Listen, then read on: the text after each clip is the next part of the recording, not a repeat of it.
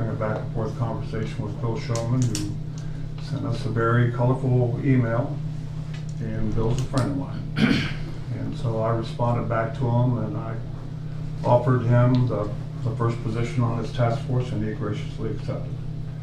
So we'll put together a team that's going to look at this and come up, and he came up with some very good ideas that I agreed with, and that I think are fair. As to what caliber it takes to light the courthouse up. But we got to understand that we have to entertain all requests.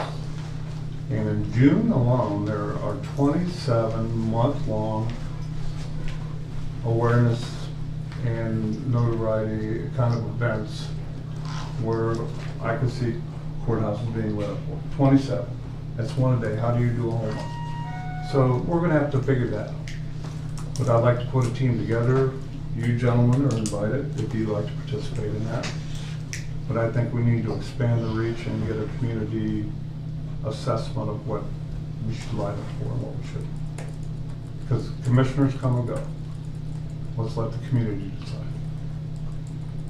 And I'd be happy to chair that. You want to play? No. I'll play, but I'm just trying to figure out why we need a task force to figure out when we turn the lights on. Because I think that we need to end the divisiveness. We have more important things to do here.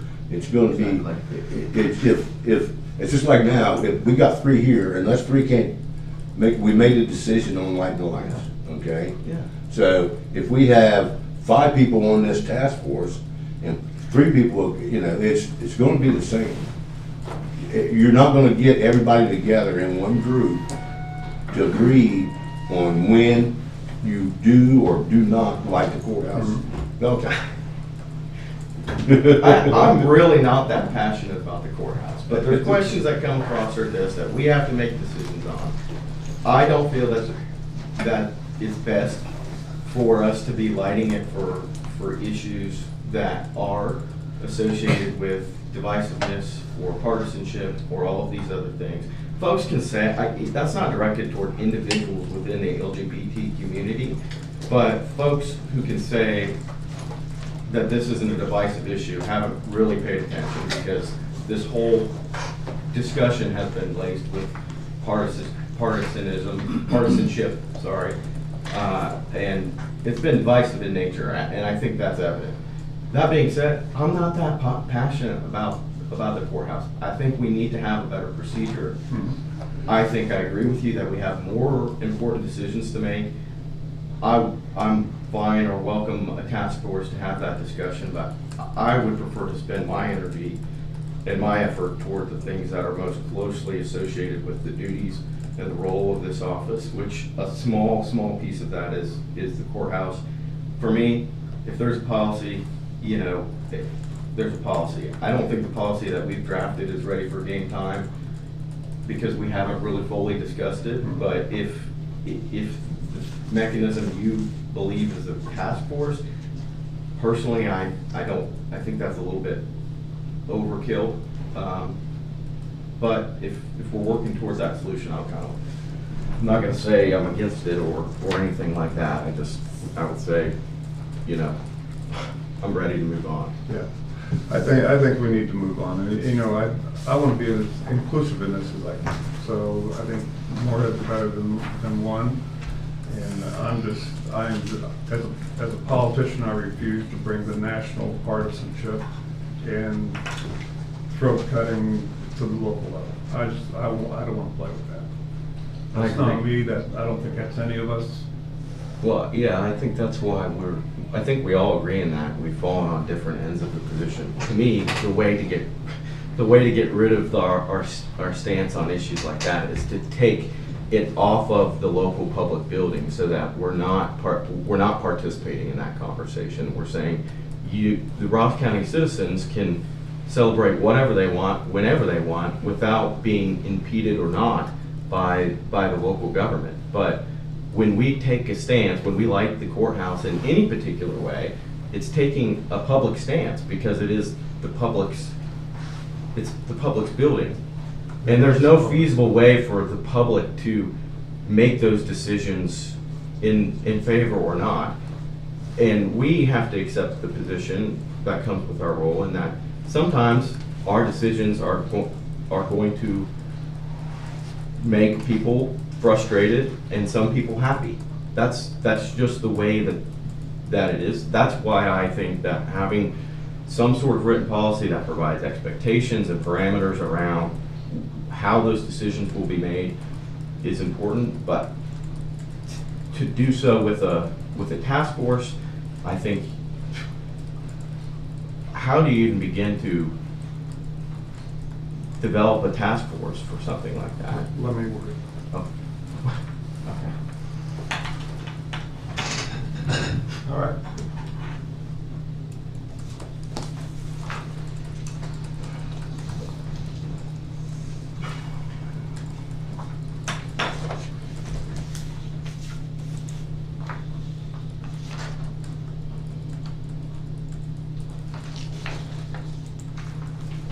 I thought you wasn't gonna be here.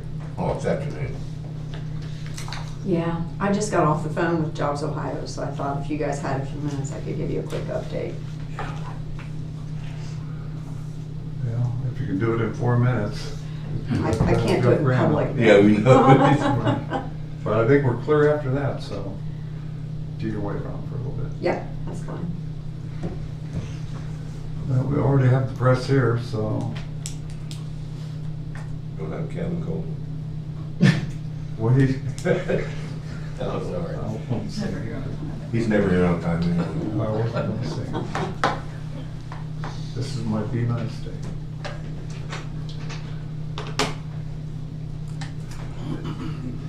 Well, While we're on the subject, we're still on the subject of lighting the courthouse. No. We have another request for the whole month of August. I know. They need to send us something that we're not gonna do it for the whole month. Right. They need to give us a date when they want that. That whole month stuff is, Yeah, I think there's too many competing. I mean, you look at, anybody watch Channel 6 in the morning? Andrew Buckmichael? He's got 3 holidays of the day every day. And it's National Kiss Your Cat on the Nose Day. I mean, one of the monthly holidays of the 27th of June is National Papaya Day. that's not a holiday. Yeah. That's just something that somebody made up. Somebody's gonna come with it. So that's why we need to say, here's what we're gonna honor and here's what we're not, so.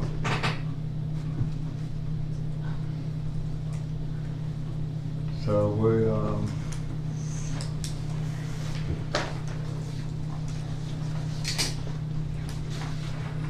we'll get back with, this is the, Wait, to be fair, it's June 9th, so decisions that need to be made in August.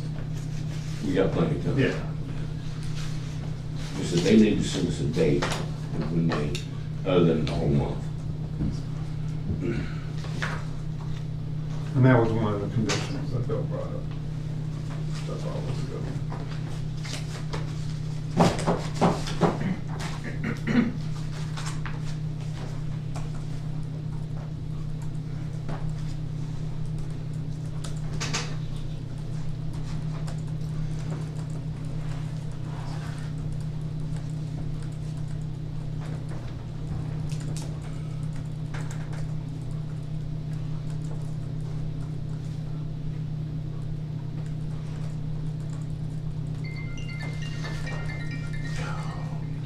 Close enough.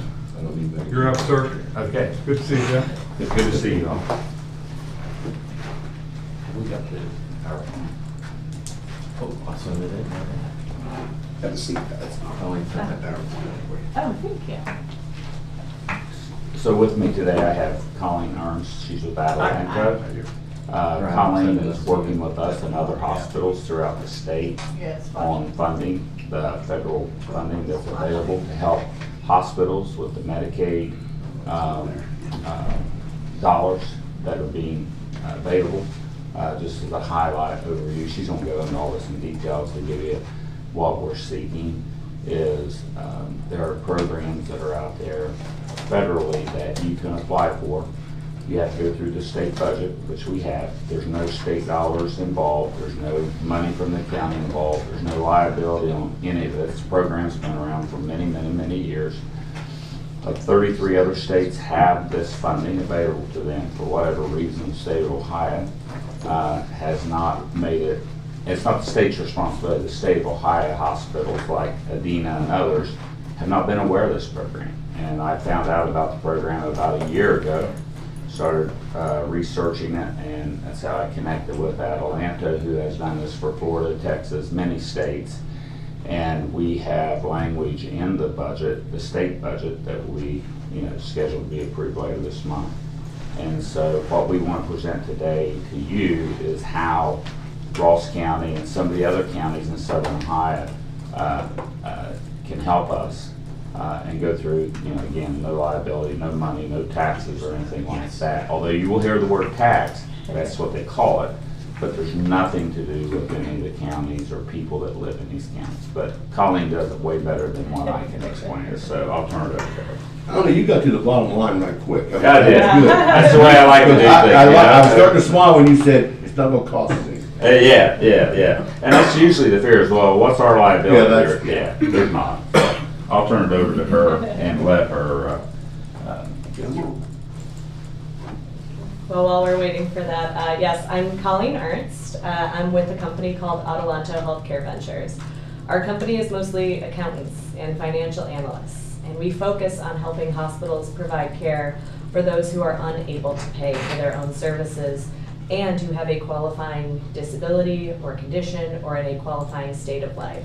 That's the Medicaid population. And so we work with hospitals in many states. As Jeff mentioned, we're very excited to be here in Ohio. I'm a Cleveland native, so it's good for me to get back to my state. I've been based in Florida as we worked on the programs there, but I'm very happy to bring this opportunity here. I believe it unlocks a lot of potential for the hospitals who are serving this community to serve everyone regardless of income.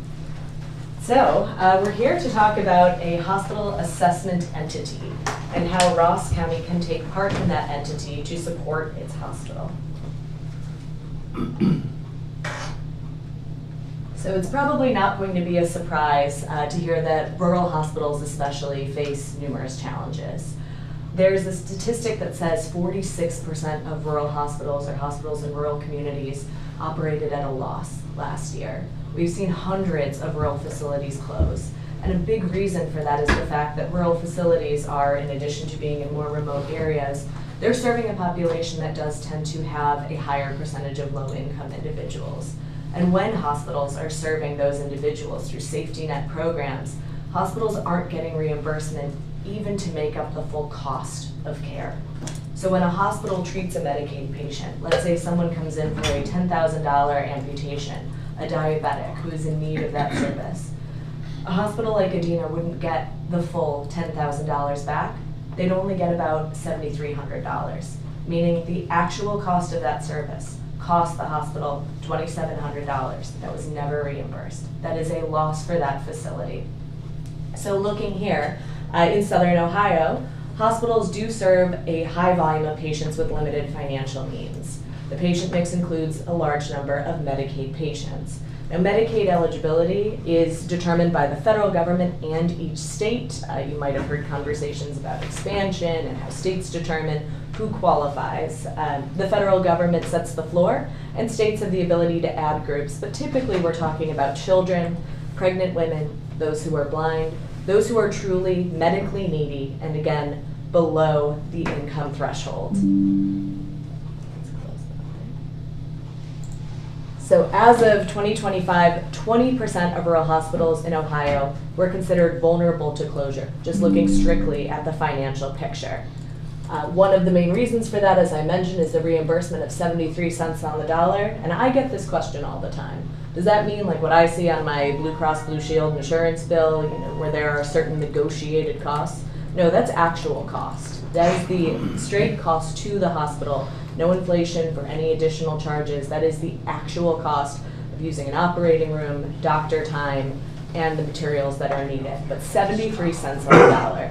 And to give you a perspective on what percent of the population here in Ross County, we're looking at about 1 in 5 residents. So roughly 17,000 people enrolled in Medicaid, meaning for each of them, 73 cents on the dollar goes to Adina.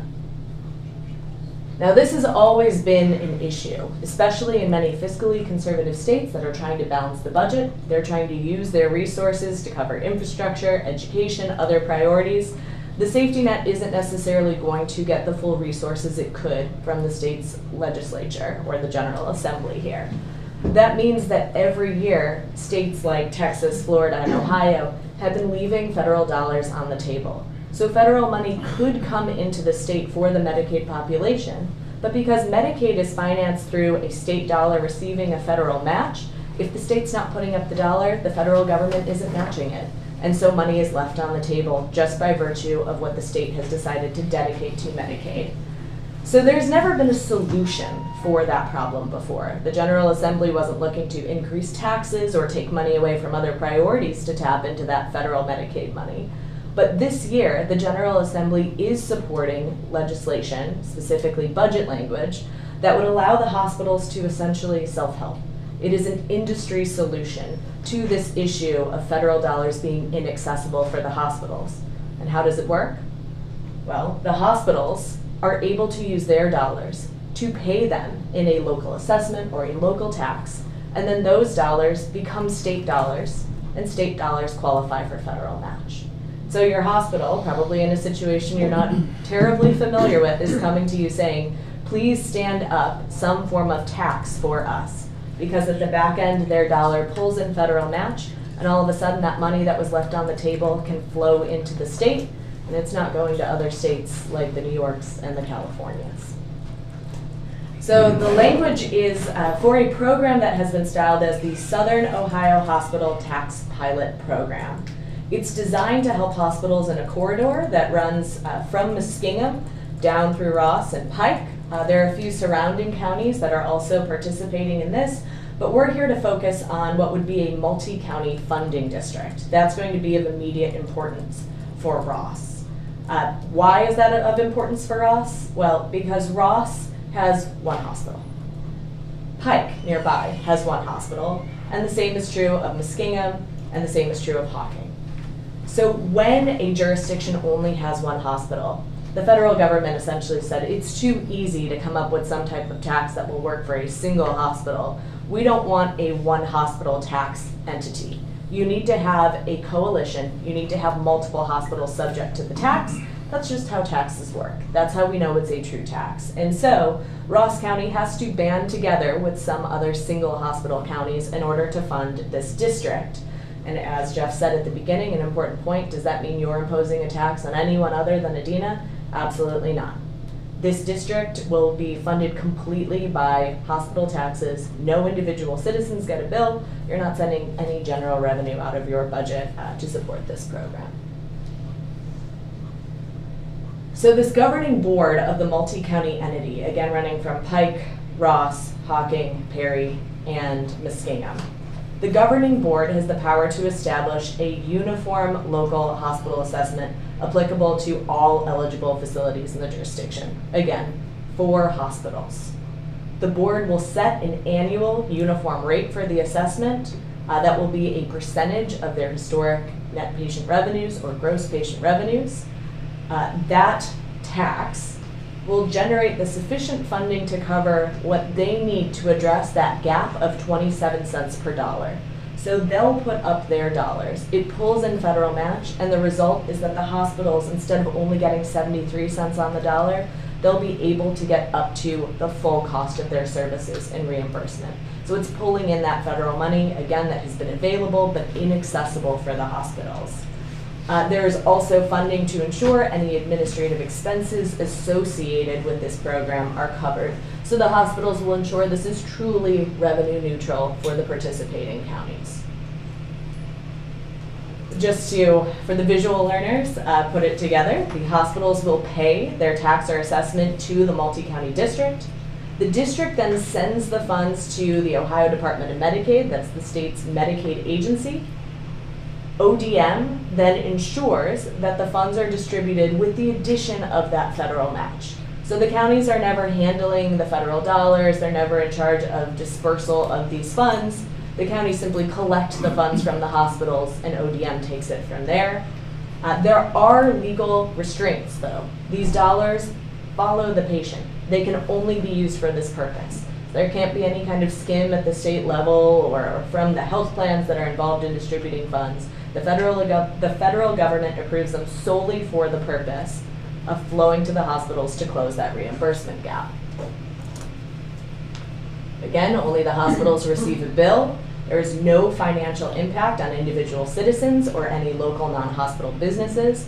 In fact, in the rate-setting resolution, which would be passed by the board of the multi-county entity, there will be language that says hospitals cannot have a patient surcharge or any type of addition on their bill that says, here is your additional charge to help us cover this tax. It has to come out of their revenues, the same way that hospitals pay their property taxes, their employee salaries, it comes out of their revenues, no patient surcharge.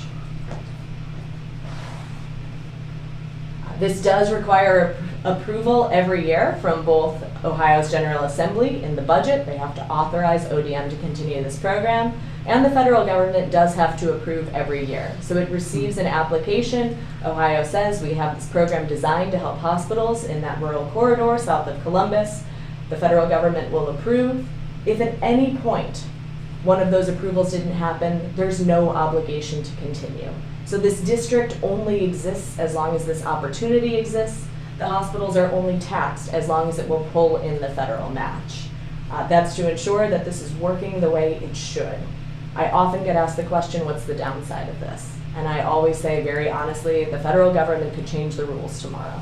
We could go through all this work, creating this district, working with the General Assembly, and all of a sudden, hospital taxes or hospital assessments no longer qualify to pull in the federal match. That's just the reality of this situation. But so long as this opportunity does exist and the hospitals are supportive, there's really no reason not to take advantage of it. Just recognize the fact that this is a solution that exists so long as the federal government allows it to exist. You probably already covered it, but is this a new program or does this have some history? That's a great question. So it is new in Ohio. There is a statewide tax on hospitals that helps fund some of the Medicaid base rate, basically that 73 cents on the dollar. Where does that come from? In part, general revenue, and in part, a tax that all hospitals across the state pay. But something local, something targeted involving the counties, that's brand new in Ohio.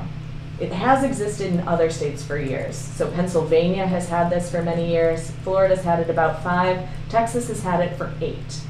Again, it tends to be very successful in states that are fiscally conservative, that aren't maxing out on their safety net spending, and that have hospitals in more remote areas that very much struggle with high Medicaid volumes.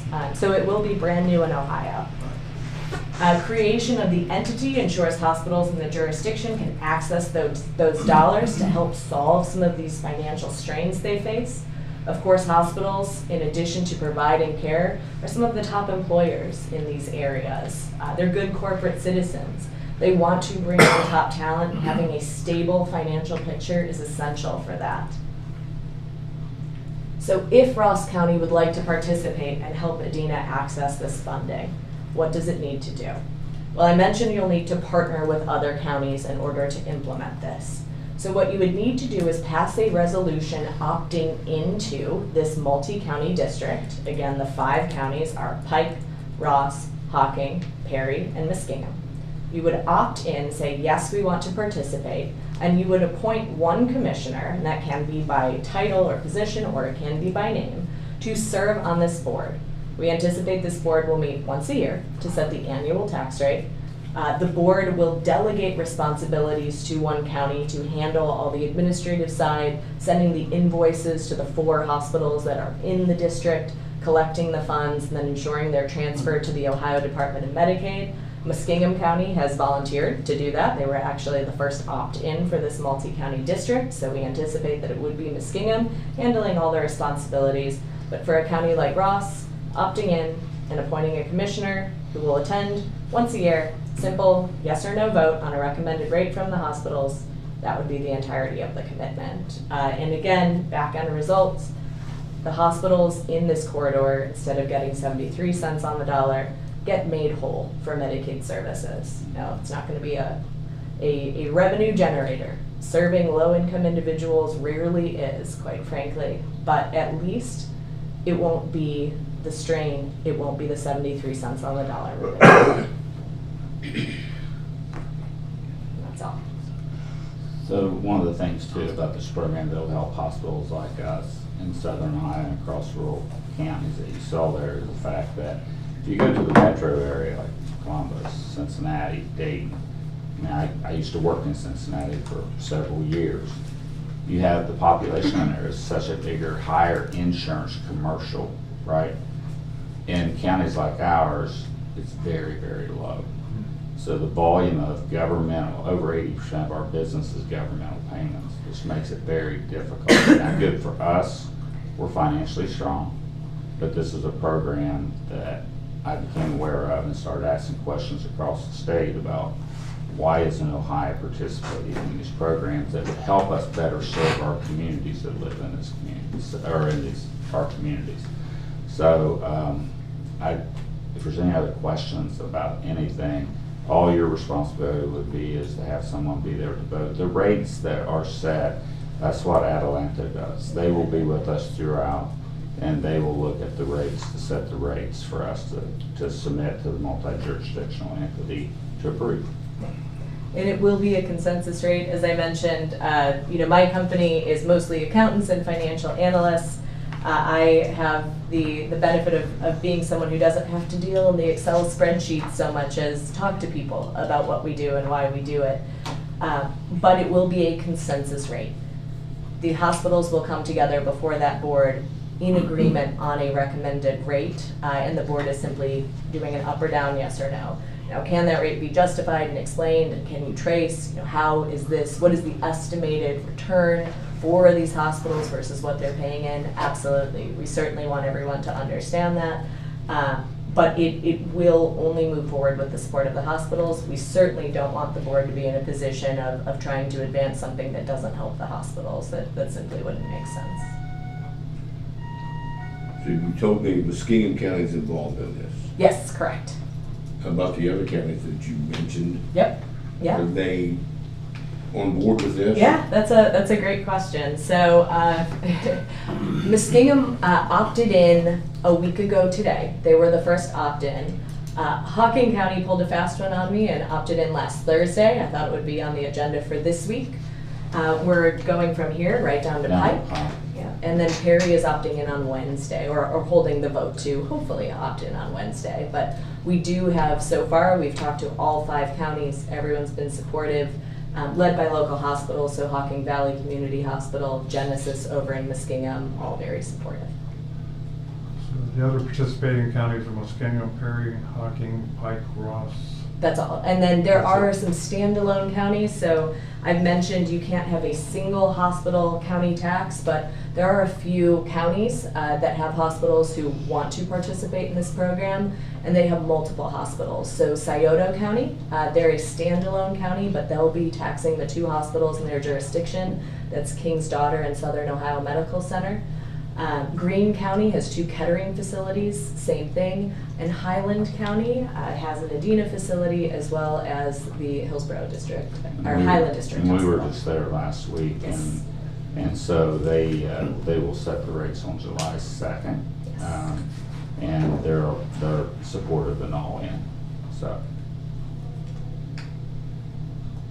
And we are looking to have all of this move quickly. As you might know, there's a big, beautiful bill marching through Congress right now, and the budget does have some potential changes for Medicaid. And so in order to ensure that a program like this would be grandfathered in with any prospective changes, we are trying to ensure that the rates are set quickly, so that there is the ability for Ohio to say, we have this program firmly established, we have our tax rates, please consider that as you enact future changes. And the State Department of Medicaid supports this. That's why Yes. the language is actually written Yes. and been submitted by the State of Ohio Medicaid into the budget.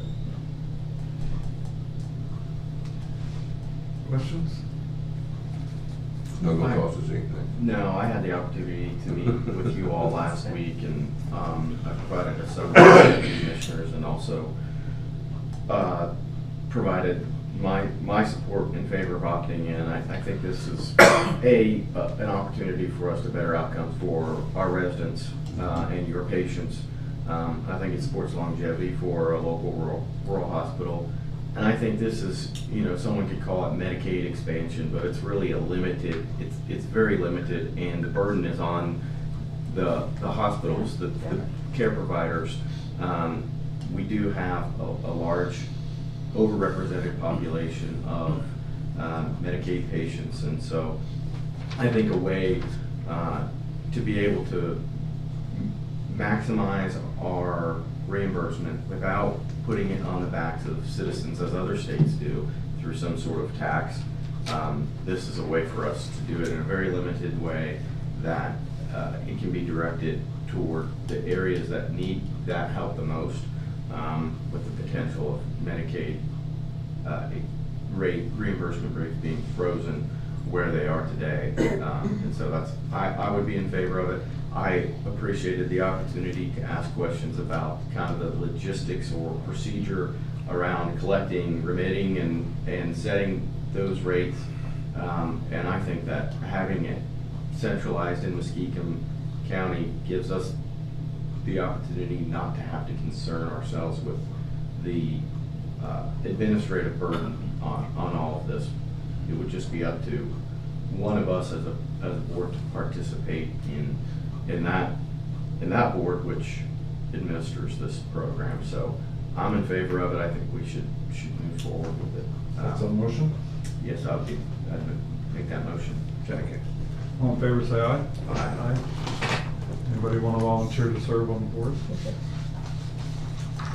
That's a long trip from here to Zanesville. Say yay. I can tell you right now, that's a long trip from here to Zanesville. We're still figuring out exactly, we're targeting July 2nd, but Hawking might be willing, just since they're right in the middle, to host the annual meeting, but that's to be determined. Zanesville just gets all the work. That's good.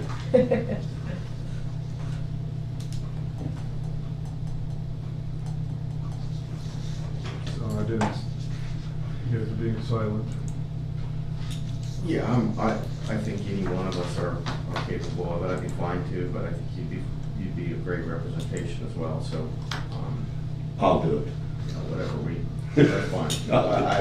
I'm fine to do it. I'm fine for any number of us to do it. You guys, hey, I'll do this once a year thing. That sounds Yeah. good. That's a good gig here if you can do that.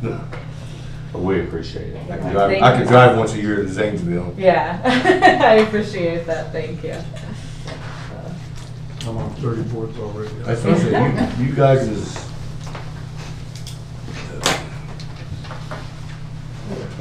Thank you. Thank you Thank so you. much, thank you for your time. Thank you all. Good to see you.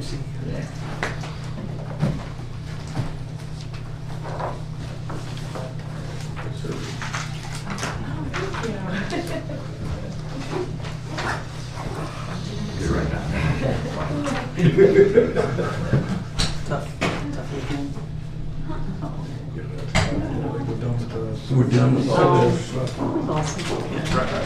If you get this, We knew what was happening, and I said it's gonna be something else. Ms.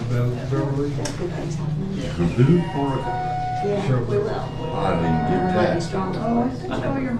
Did you? You sent us a Cheryl Medley thing? I seen that thing as homework, but I didn't. Emily's been up and along the I know she has. But I'm not gonna. she's having an event on the So now we're 24th. gonna meet in Geneva. She's having an event on the 24th. My father was like, I don't know where this Jen's at. She's crazy. Use that way. Yeah. Things change, right? When we started the church, we, You and Chuck played when basketball Brookside together. started, we met at She the was Eastern on Star that. Temple on Main I heard the Street. story. Since high school. And I'd come in every Sunday morning. and You got sell one of those. chips. Yeah, Jack's told me those. I've been there before. Seemed to work out that time, so. Got one of those, must be law library director. Yeah. I think I'll leave the chair chairs set up through 2 months? I think so. We went to Open Door yesterday morning, and they had the same, they were on 3 floors, chairs. And I thought it would be Cody. It wasn't. It wasn't too bad. Not in the gym Oh, for the 2 it'll have months. to be chairs. Are they gonna leave them for 2 months? I don't know, I don't know. I mean, That's it's a lot just of going down. summer. Red, you got to say anything? I got a little bit here, not much though. Need to let loose, Tammy, or? Do we have media in there? Yes. That has to change before I can give you an update. Okay. Let's, Want to go to executive session? Second? Yes, sir. All in favor, say aye. Aye. Executive session at 9:59. be right back. Hello. So, all of you were on the call that happened Saturday, and I'm just giving you an update from this morning's Jobs Ohio Network call. I'm just gonna read through the bullet points that they went over on the call, because I didn't see any of you on it, am I right? Because you were already working. Okay. So the warn notice, that's already public through social media. That extends the closure to August 9 or 10. HIG and Pexel estimates $37 million spend to wind down the plant, but Jobs Ohio was questioning if they're including the COBRA insurance and the severance pay for the employees in that. So we're working to clarify that point. HIG has agreed to pay 100% of the environmental remediation and any costs associated with repurposing salvageable buildings. We want to put some clarity to that to make sure that that we agree on what remediation looks like. Do you have a question? Go ahead, I'm No, just, okay. I'm gonna hold mine till. HIG has agreed to sell the entire asset to the community for $1. And we're still trying to decide if the best entity in the community is the CIC or the Port Authority. We're still waiting on the proposal from Joe Konselik with Tucker Ellis that we met at the Willis James. He's the one who will be advising us on the redevelopment. I'm surprised that we haven't seen his proposal yet, but Christy Klaus told me that we can expect $30,000 as the bill to retain him. And the CIC specifically has that money set aside that could be used to cover that contract. Pixel estimates the current value of the equipment to be around $105 million, and they hope to liquidate it for $15 million. Yeah, you better make sure that's off.